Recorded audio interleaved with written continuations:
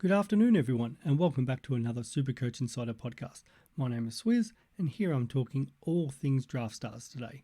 As always, thank you to our sponsor Splash Vodka and all the support that we have from the community. We really appreciate it.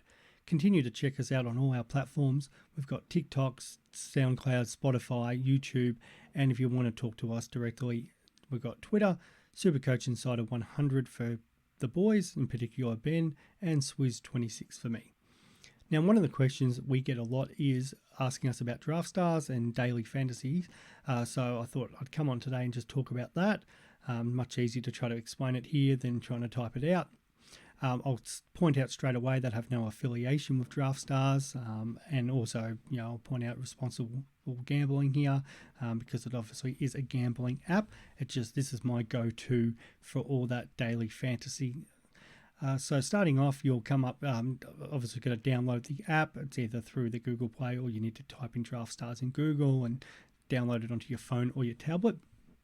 Now there is options here to do free or paid ones on that. So I've never actually entered money into Draftstars, started off playing the free ones, won some money in that, and then have gone from there. Many sporting options. So you'll come to a home screen. It's not the greatest view in there, but I've chosen cricket, but you've got AFL racing, cricket, NRL, and then all the American sports, your NBA, your baseball, and NFL when it's in season. So the different seasons come up. Even the golf is an option on there. And then from there, you're able to go into different games. So we've chosen AFL, and we can see there that they've put up 12 different contests so far. There's a Thursday Play for Fun, which includes all the Thursday players. It's got 64 out of 5,000 entries so far, prize pool of $5. So that's a free one. Naturally, the money ones, different prize pool, depending on how many entries and how much the game is for. So you've got your 50 cents, $1, $2, $15. Depends on how much you want to enter. But we're kicking with the free one just for now there. So we've got the one for the Thursday, which, as I said, includes all the games, or you have the individual games. Come the footy season, you have even ones for the whole weekend. Naturally, that's a bit harder because you don't know what players will be locked in and locked out before games. Now, the Draftstars here, they update it usually about half an hour before the game when the final teams are released, and you'll see which players are locked in. But obviously, if you've got a all game, or even today, if you did the AFL preseason Thursday, you've got an idea of the squad, but you don't know those final players in the final game today. So that Brisbane game, there could be different lates in, lates out, and that could affect your Draftstars. And unfortunately, there's you can edit it for a lesser valued player, but you can't make wholesale changes like you would in Supercoach. AFL Fantasy, there's a few different lockout here. So, and to point out with Draftstars, we play AFL Fantasy scoring, so you're looking for players who like to rack up the ball and not necessarily efficiency like the Supercoach game. So moving on, the different screens that you'll see there. So we've clicked on the home screen and we've chosen the free Hawthorn Collingwood game. So the idea of it, you play in footy, you pick your 9 players, and it's got an all option there, and then it breaks down in different tabs: forward, mid, defenders, rookie, 2 forwards, 4 mids, 2 defenders, 1 rookie, just like any AFL Fantasy or Supercoach game, but just a smaller version, and it's just for this particular match. Each player will have different prices. So Dylan Moore at the moment is the highest paid player, $14,490. You can pick him in the forward line or the midfield. Players like normal Supercoach and AFL Fantasy, they have their roles changed depending on throughout the season, if their positions have changed, and also their values change depending on how they're going. So if Darcy Cameron had a spike in the ruck, as we expect at some point, he might end up being a $14,000 player at some point throughout the year. Some of the rookies will start at $6,000, and if they play well, they'll go up in value, just the way it works, Supercoach and AFL Fantasy. And then we can click through each screen, and we'll see there we've got the midfielders, Tom Mitchell being the most expensive midfielder there, and you can scroll down and you'll see more cheaper ones, defenders, Nick Dacos, and then the rucks. Naturally, the ruck line is where the least amount of players you can pick are, and sometimes you'll even get situations where there might only be 1 or 2 rucks to choose from, because in that game, that's the only people listed as rucks. Early in the preseason, more people usually have more positions, but AFL Fantasy and Draftstars, it does change, and because Draftstars is not a season long. It's not, players can lose positions and have them added, but they can have them deducted. So that's something a little bit different because you're not playing throughout the whole season. It's just one particular game. And you'll see here, like, for example, Aiden Beggs there, he might not play, so he'll either drop off or have a red cross next to him when the sides are actually named. So that's how the format, that's what it looks like. And then if we go and choose a player, so if I go to the ruck line, I'm going to choose Ned Reeves, and we see there he's 9,280. My ruck's ticked. I've picked my one ruck, so you can see up there for those who are watching. That's done, and now my value has changed. So I've spent 9,280 with him. My remaining salary cap's 90,720. My average remaining is 11,340. So no different to Supercoach AFL Fantasy. I need to put some cheaper players in there, or I need to just pick kind of a team of mid prices. Now, if we have a look at it, kind of a live game that I'm playing at the moment. Oh, actually, firstly, I'll pick a whole squad there. So that's what a whole squad will look like before you submit. So again, like, you're trying to balance those higher price players. So say your Newcombs at 13,000 with some of the cheaper guys. And this is where early in the season, particular, you're looking for those value guys that haven't gone up in price, but the ones that we've done research on. So for example, Will Day, we're hoping he'll get some midfield time, especially being a preseason game, 8,470. I think that's value to put in there. Same with a James Warple, for example. Preseason is always, unfortunately, there's not more rounds, but there's opportunities for some players that they might not get throughout the year. Also need to be, mindful of rookies now that there's those sub rules, because they're not going to have enough chance to rack up the ball. It's still no different to Supercoach AFL Fantasy. You need to think about, do a bit of research, but being a single game, it's not. And it's not with the trades and that. It's a bit different because you're playing with money and you're just trying to get the most points for that particular match. But there's things that you still naturally think about. And being just that single game, you can kind of make decisions which might affect, that particular match and that matchup. So, for example, Joel Selwood used to be a really good one in the wet. Anytime it was raining and there was a Geelong game, I'd pick him because I know that particular match, he'd be more likely in the contest and rack them up for a full season. Naturally, wouldn't be picking Joel Selwood in my team when he was playing because, obviously throughout a whole season he wouldn't average that much. But they're sort of games you're looking at against a weaker opponent. Then you might put in a full forwards, let's just say a Ben King or a Max King against, say, a North Melbourne. They might, kick 5 or 6 goals and actually become an option against a team like Geelong, where teams struggle to score. You're not going to obviously pick a lot of forwards from the opposition. So, there's different strategies that come into those single games. One rule with it is you can't just pick a whole team of one team. You always have to have one player from, say, an opposition. So if Collingwood Hawthorn, I could pick 8 players from Collingwood, I'd have to have one from Hawthorn. If I tried to pick 8 from Collingwood first up, it would lock me out from picking any more as the 9th player. In the weekend ones, or say the Friday, all-day Thursday one, if I did that one, it would only allow me to choose a certain amount from each game, and only up to 4 from each team. So they do have little restrictions on there like that. So you can't just say Geelong's playing North Melbourne, for example. You can't just load up and put all your Geelong players in.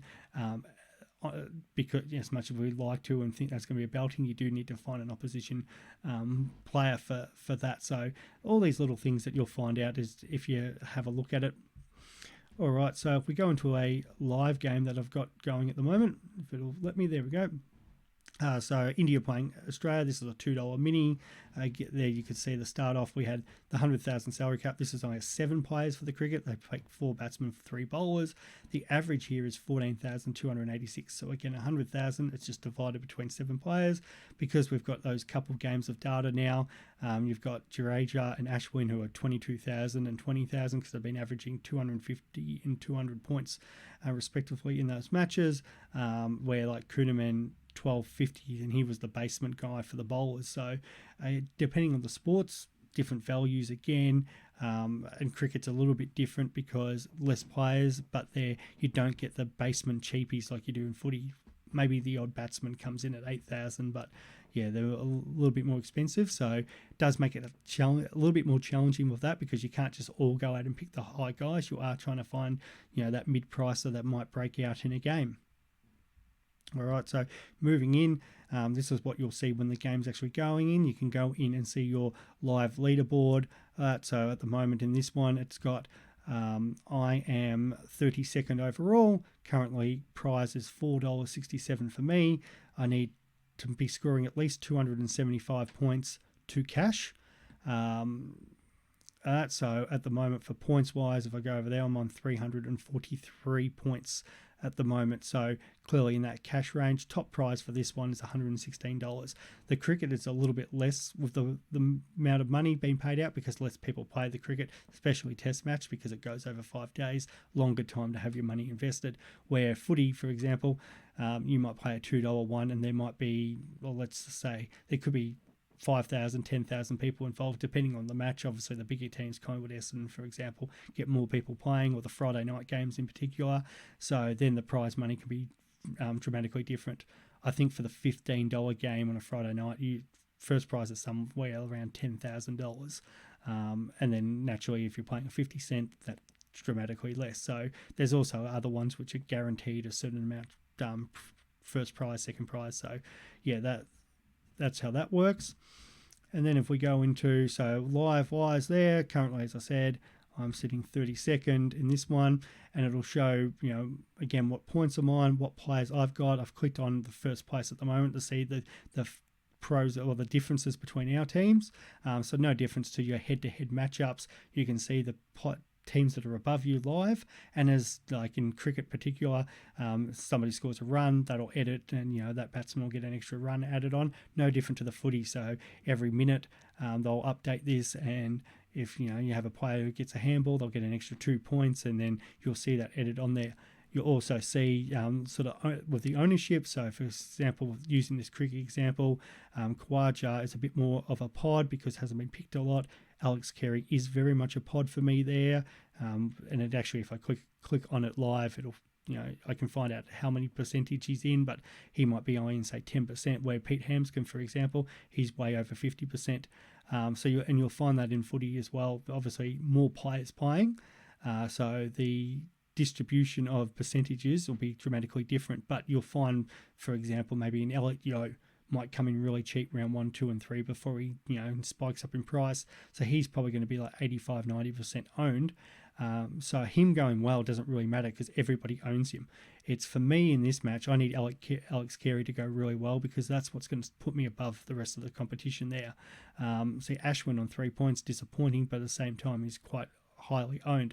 So again, it's these pods that I want to see going well, either to keep me ahead of the competition, but in this case at the moment against top spot, naturally I want to see Gill, Head and Lyon not do much, and I want to see Ashwin, Carey and Hampscombe do more better, because I'm going to catch the top spot.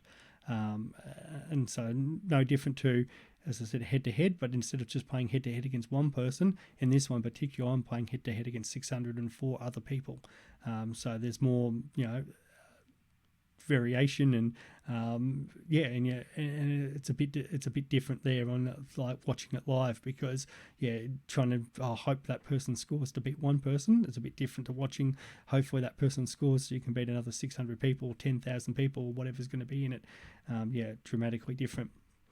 And then you can click on different parts of it. So that's the live player board, and it's got like who's the highest played, highest scoring player. So for this one, using the cricket as example, Kuhnemann, 45% selected, only cost 12,000. He's on 140 points. So no different to with Supercoach and Fantasy.